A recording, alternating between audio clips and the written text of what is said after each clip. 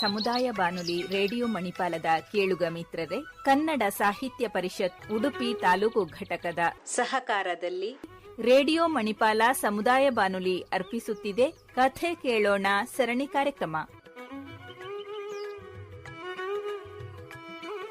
ಕಥೆಯ ಸಾಗರದಲ್ಲಿ ಅಮೃತದ ಬಿಂದು ವಾರವಾರವೂ ಕಿವಿದೆರೆಗೆ ಬಂದು ಕಥೆಯ ಸಾಗರದಲ್ಲಿ ಅಮೃತದ ಬಿಂದು ಮನ ಮುದಗೊಳಿಸುತ್ತಲೀ ವಿಚಾರ ತುಂಬಿ ಭಾವಕೋಶವ ವಿಸ್ತರಣೆಗೈದು ಮನವ ಮಥನವಗೊಳಿಸಿ ಬದುಕಿಗೆ ಅನುಗೊಳಿಸಿ ಮನವ ಮಥನವಗೊಳಿಸಿ ಬದುಕಿಗೆ ಅನುಗೊಳಿಸಿ ಬದುಕಿಗೆ ಅನುಗೊಳಿಸಿ ಕತೆ ಕೇಳೋಣ ಕತೆ ಕೇಳೋಣ ಕತೆ ಕೇಳೋಣ.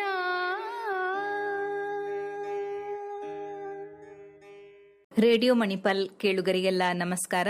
ಕಥೆ ಕೇಳೋಣ ಸರಣಿ ಕಾರ್ಯಕ್ರಮದ 209ನೇ ಸಂಚಿಕೆಯಲ್ಲಿ ಸ್ವರಚಿತ ಕಥಾವಾಚನವನ್ನು ಮಾಡಲಿದ್ದಾರೆ ನಿವೃತ್ತ ಮುಖ್ಯ ಶಿಕ್ಷಕರಾದ ಎಸ್ ಜಯಶ್ರೀ ಶೆಣೈ. ಎಲ್ಲ ಕೇಳುಗರಿಗೆ ವಂದನೆಗಳು. ಕಥೆ ಶೀರ್ಷಿಕೆ ವಿಶೇಷ ಬಹುಮಾನ. ರಾಮು 7ನೇ ತರಗತಿಯ ವಿದ್ಯಾರ್ಥಿ, ಕಲಿಯುವುದರಲ್ಲಿ ಜಾಣ, ಆಟೋಟ ಸ್ಪರ್ಧೆಗಳಲ್ಲೂ ಮುಂದಿದ್ದ, ಎಲ್ಲರ ಮೆಚ್ಚಿನ ಗೆಳೆಯನಾಗಿದ್ದ, ಶಿಸ್ತಿನ ಸಿಪಾಯಿ, ತರಗತಿಗೆ ಕ್ಲಪ್ತ ಸಮಯದಲ್ಲಿ ಹಾಜರಾಗುತ್ತಿದ್ದ, ಇತರ ಮಕ್ಕಳಿಗೂ ಪಾಠ ಅರ್ಥವಾಗುವಂತೆ ಹೇಳಿಕೊಡುತ್ತಿದ್ದ, ಪ್ರತಿನಿತ್ಯವೂ ಶಾಲೆಗೆ ಹಾಜರಾಗುತ್ತಿದ್ದ, ಜ್ವರ ಶೀತವಿದ್ದರೂ ಅಮ್ಮ ಮಾಡಿಕೊಡುತ್ತಿದ್ದ ಕಷಾಯ ಕುಡಿದು ಶಾಲೆಗೆ ಬರುತ್ತಿದ್ದ, ಎಲ್ಲ ಶಿಕ್ಷಕ ಶಿಕ್ಷಕಿಯರ ಅಚ್ಚುಮೆಚ್ಚಿನ ವಿದ್ಯಾರ್ಥಿಯಾಗಿದ್ದ. ಹೀಗಿರಲು ಅವರ ಶಾಲಾ ವಾರ್ಷಿಕೋತ್ಸವ ಬಂತು. ಶಾಲೆಯಲ್ಲಿ ಪ್ರತಿದಿನ ಹಾಜರಾದ ವಿದ್ಯಾರ್ಥಿಗಳಿಗೆ ವಿಶೇಷ ಬಹುಮಾನ ನೀಡಲಾಗುತ್ತಿದ್ದು, ರಾಮುವಿಗೆ ಹಾಜರಾತಿ ಇದ್ದುದರಿಂದ ಬಹುಮಾನ ಬರುವುದೆಂದು ನಿರೀಕ್ಷೆಯಲ್ಲಿದ್ದ. ಶಾಲಾ ವಾರ್ಷಿಕೋತ್ಸವದ ಹಿಂದಿನ ದಿನ ರಾಮು ತನಗೆ ಬೇಗ ಎಬ್ಬಿಸಬೇಕೆಂದು ಅಮ್ಮನಿಗೆ ಹೇಳಿ ದೇವರಿಗೆ ಕೈ ಮುಗಿದು ಮಲಗಿದ. ವಾರ್ಷಿಕೋತ್ಸವ ಆರಂಭವಾಯಿತು. ಶಾಲಾ ಪ್ರಾರ್ಥನೆ, ನಾಡಗೀತೆ, ಸ್ವಾಗತ ಭಾಷಣ, ಅಧ್ಯಕ್ಷರ ಭಾಷಣ, ಮುಖ್ಯೋಪಾಧ್ಯಾಯರ ಭಾಷಣ ಎಲ್ಲ ಮುಗಿಯಿತು. ಇನ್ನು ವಿವಿಧ ವಿಷಯಗಳ ಬಹುಮಾನ ವಿತರಣೆ ಆರಂಭವಾಯಿತು. ವಿದ್ಯಾರ್ಥಿಗಳು ತಮ್ಮ ತಮ್ಮ ಹೆಸರು ಕೇಳಿದ ಕೂಡಲೇ ವೇದಿಕೆಗೆ ಹೋಗಿ ಬಹುಮಾನ ಸ್ವೀಕರಿಸುತ್ತಿದ್ದರು. ರಾಮು ತನಗೆ ಹಾಜರಾತಿಗೆ ವಿಶೇಷ ಬಹುಮಾನ ಸಿಗುವುದೆಂದು, ತನ್ನ ಹೆಸರು ಕರೆಯುವರೆಂದು ತಯಾರಾಗಿ ನಿಂತಿದ್ದ. ಆದರೆ ಅವನ ಹೆಸರು ಕರೆಯದೆ ಆಗಾಗ ಶಾಲೆ ತಪ್ಪಿಸುತ್ತಿದ್ದ ಅವನ ತರಗತಿಯಲ್ಲಿರುವ ಶಾಲಾ ಸಂಚಾಲಕರ ಮಗನ ಹೆಸರು ಕರೆದರು. ಇದನ್ನು ಕೇಳಿ ರಾಮುವಿಗೆ ಒಮ್ಮೆಲೇ ಆಕಾಶ ತಲೆಯ ಮೇಲೆ ಬಿದ್ದಂತಾಯಿತು. ತನಗೆ ಬಹುಮಾನವಿಲ್ಲವೆಂದು ನಿರಾಶೆಯಾಗಿ ಕಣ್ಣಿಗೆ ಕತ್ತಲು ಬಂದದ್ದಾಗಿ ಅಮ್ಮ ಎಂದು ದಪ್ಪನೆ ಬಿದ್ದ. ಅಷ್ಟರಲ್ಲಿ ಅವನ ಅಮ್ಮ, ರಾಮು ರಾಮು ಏನಾಯಿತು? ಏಳು, ಸ್ಕೂಲಿಗೆ ಹೋಗಬೇಕಲ್ಲವೇ? ಬಹುಮಾನ ತೆಗೆದುಕೊಂಡು ಬಾ ಎಂದು ಎಚ್ಚರಿಸಿದರು. ರಾಮು ಕಣ್ಣು ಬಿಟ್ಟು ಅಮ್ಮನನ್ನು ನೋಡಿ ತನ್ನ ಕನಸಿನ ವಿಷಯ ತಿಳಿಸ್ತಾನೆ.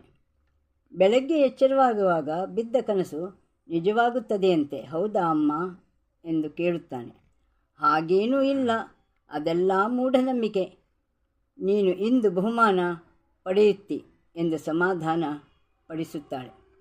ರಾಮು ಬೇಗ ಬೇಗ ಸ್ನಾನ ಮಾಡಿ ತಿಂಡಿ ತಿಂದು ಹೊಸ ಬಟ್ಟೆ ಧರಿಸಿ ಅಮ್ಮನಿಗೆ ನಮಸ್ಕರಿಸಿ ದೇವರಿಗೂ ಕೈ ಮುಗಿದು, ಅಮ್ಮ ನೀನು ಶಾಲೆಗೆ ಬರುವೆಯಿಲ್ಲವೇ ಎಂದು ಕೇಳಿ ಶಾಲೆಗೆ ಹೋಗುತ್ತಾನೆ. ಶಾಲಾ ವಾರ್ಷಿಕೋತ್ಸವದಲ್ಲಿ ಪೂರ್ಣ ಹಾಜರಿತೆಯ ಬಹುಮಾನ ಸಿಕ್ಕವರ ಹೆಸರು ಕರೆಯುವಾಗ ರಾಮು 7ನೇ ತರಗತಿ ಎಂದು ಕರೆದಾಗ ಓಡೋಡಿ ಹೋಗಿ ಬಹುಮಾನ ಪಡೆಯುತ್ತಾನೆ. ಅವನಿಗೆ ಇನ್ನೊಂದು ಅಚ್ಚರಿ ಕಾದಿತ್ತು. ಮತ್ತೆ ವೇದಿಕೆಯಲ್ಲಿ ಅವನನ್ನು ನಿಲ್ಲಿಸಿ best out going student Ramu ಎಂದು ವಿಶೇಷ ಬಹುಮಾನ ಕೊಟ್ಟು ಶಾಲು ಹೊದಿಸಿ ಹಣ್ಣು ಹಂಪಲು ನೀಡಿ ಸನ್ಮಾನಿಸುತ್ತಾರೆ. ರಾಮುವಿನ ಸಂತೋಷಕ್ಕೆ ಪಾರವೇ ಇಲ್ಲ. ಇದನ್ನು ಅವನು ಎಣಿಸಿರಲಿಲ್ಲ. ವೇದಿಕೆಯಲ್ಲಿರುವ ಎಲ್ಲರಿಗೂ ನಮಸ್ಕರಿಸ್ತಾನೆ. ಅಪ್ಪ ಅಮ್ಮ ದೇವರನ್ನು ನೆನೆಯುತ್ತಾನೆ. ಶಾಲಾ ಮುಖ್ಯೋಪಾಧ್ಯಾಯರು, ಸಂಚಾಲಕರು, ಅಧ್ಯಕ್ಷರು, ಅತಿಥಿಗಳು, ಶಿಕ್ಷಕರು ವೇದಿಕೆಯಲ್ಲಿದ್ದ ರಾಮುವಿನ ಮೈದಡುತ್ತಾರೆ, ಆಶೀರ್ವದಿಸ್ತಾರೆ. ಶಾಲಾ ಮುಖ್ಯೋಪಾಧ್ಯಾಯರು ರಾಮನಿಗೆ ಯಾಕೆ ಉತ್ತಮ ವಿದ್ಯಾರ್ಥಿ ಅಂದರೆ ಬೆಸ್ಟ್ ಔಟ್ ಗೋಯಿಂಗ್ ಸ್ಟೂಡೆಂಟ್ ಬಹುಮಾನ ದೊರೆಯಿತು ಎಂಬ ಕಾರಣ ವಿವರಿಸುತ್ತಾರೆ. ರಾಮು ಶಿಸ್ತಿನ ಜಾಣ ಹುಡುಗ. ಅವನು ಎಲ್ಲರೊಂದಿಗೂ ಸ್ನೇಹದಿಂದಿರುತ್ತಾನೆ. ಅಲ್ಲದೆ ಬಡ ವಿದ್ಯಾರ್ಥಿಗಳಿಗೆ ಪುಸ್ತಕ, ಪೆನ್ನು, ಪೆನ್ಸಿಲ್ ಇತ್ಯಾದಿ ಸಣ್ಣ ಪುಟ್ಟ ವಸ್ತು ಕೊಟ್ಟು ಸಹಕರಿಸ್ತಾನೆ. ಅದು ಕೂಡ ಅವನ ಪಾಕೆಟ್ನಿಂದಲೇ. ಹಲವಾರು ಸರ್ತಿ ರಸ್ತೆ ದಾಟಲು ಕಷ್ಟಪಟ್ಟು ನಿಂತ ಮುದುಕರಿಗೆ, ಕುರುಡರಿಗೆ ರಸ್ತೆ ದಾಟಿಸುತ್ತಿದ್ದುದನ್ನು ತಾವೇ ವೀಕ್ಷಿಸಿದ್ದೇವೆ ಎನ್ನುತ್ತಾರೆ. ಶಾಲಾ ವಠಾರದಲ್ಲಿ ಬಿದ್ದ ಕಸಕಡ್ಡಿ ಹೆಕ್ಕಿ ಇತರ ವಿದ್ಯಾರ್ಥಿಗಳ ಸಹಾಯದಿಂದ ಕಸದ ತೊಟ್ಟಿಗೆ ಹಾಕುವುದು, ಹಕ್ಕಿಗಳಿಗೆ ಚಿಕ್ಕ ಮಣ್ಣಿನ ಪಾತ್ರೆಯಲ್ಲಿ ನೀರು ಹಾಕುವುದು, ಕಾಳು ಹಾಕುವುದನ್ನು ಶಾಲಾ ಶಿಕ್ಷಕರು ಗಮನಿಸಿದ್ದಾರೆ. ಇತರ ಸಹಪಾಠಿಗಳು ಮಧ್ಯಾಹ್ನದ ಊಟ ತರುತ್ತಿದ್ದಲ್ಲಿ ತನ್ನ ಪಾಲಿನ ಊಟ ಕೊಟ್ಟು ಸಂತೋಷ ಪಡುತ್ತಿದ್ದ. ರಾಮುವಿನ ಗುಣಗಾನ ಎಷ್ಟು ಮಾಡಿದರೂ ಸಾಲುವುದಿಲ್ಲ. ಇದು ನನ್ನೊಬ್ಬನ ಅಭಿಪ್ರಾಯವಲ್ಲ, ಇತರ ಶಿಕ್ಷಕಿಯರು ಮತ್ತು ಶಾಲಾ ನಾಯಕನ ಅಭಿಪ್ರಾಯವೂ ಹೌದು ಎನ್ನುತ್ತಲೇ ವೇದಿಕೆ ಗಣ್ಯರು, ಮಕ್ಕಳು, ಬಂದ ರಕ್ಷಕರು, ಪಾಲಕರಿಂದ ಕರತಾಡನದ ಸುರಿಮಳೆಯಾಗುತ್ತದೆ. ಉತ್ತಮ ಸಂಸ್ಕಾರ ಕಲಿಸಿದ ರಾಮುವಿನ ತಂದೆ ತಾಯಿಯರನ್ನು ಶಾಲಾ ಮುಖ್ಯೋಪಾಧ್ಯಾಯರು ವೇದಿಕೆಗೆ ಆಹ್ವಾನಿಸಿ ಅವರಿಗೂ ರಾಮುವಿಗೂ ಆಸನದಲ್ಲಿ ಕುಳ್ಳಿರಿಸ್ತಾರೆ. ರಾಮುವಿನ ತಂದೆ ತಾಯಿಯರಿಗೆ ಹೂಮಾಲೆ ಹಾಕಿ ಗೌರವಿಸ್ತಾರೆ. ಅವನ ತಂದೆ ತಾಯಿಯರಿಗೆ ಇಂತಹ ಮಗನನ್ನು ಪಡೆದುದಕ್ಕೆ ಧನ್ಯತಾಭಾವ ಉಂಟಾಗಿ ಆನಂದ ಬಾಷ್ಪ ಹರಿಯುತ್ತದೆ. ಕೇಳುಗರೆಲ್ಲರಿಗೂ ಧನ್ಯವಾದಗಳು. ಈ ಪುಟ್ಟ ಕಥೆಯನ್ನು ಕೇಳಿದ ತಾವು ತಮ್ಮ ಭಾವನೆ ಹಂಚಿಕೊಳ್ಳುವಿರಾ? ಕೇಳುಗ ಮಿತ್ರರೇ, ಇದುವರೆಗೆ ಸ್ವರಚಿತ ಕಥೆಯನ್ನು ವಾಚಿಸಿದವರು ನಿವೃತ್ತ ಮುಖ್ಯ ಶಿಕ್ಷಕರಾದ ಎಸ್ ಜಯಶ್ರೀ ಶೆಣೈ. ಕನ್ನಡ ಸಾಹಿತ್ಯ ಪರಿಷತ್ ಉಡುಪಿ ತಾಲೂಕು ಘಟಕದ ಸಹಕಾರದಲ್ಲಿ ರೇಡಿಯೋ ಮಣಿಪಾಲ ಅರ್ಪಿಸುತ್ತಿರುವ ಕಥೆ ಕೇಳೋಣ ಸರಣಿ ಕಾರ್ಯಕ್ರಮ ಇಲ್ಲಿಗೆ ಮುಕ್ತಾಯವಾಯಿತು. ಮುಂದಿನ ಕಥೆ ಕೇಳಲು ಮತ್ತೆ ಭೇಟಿಯಾಗೋಣ.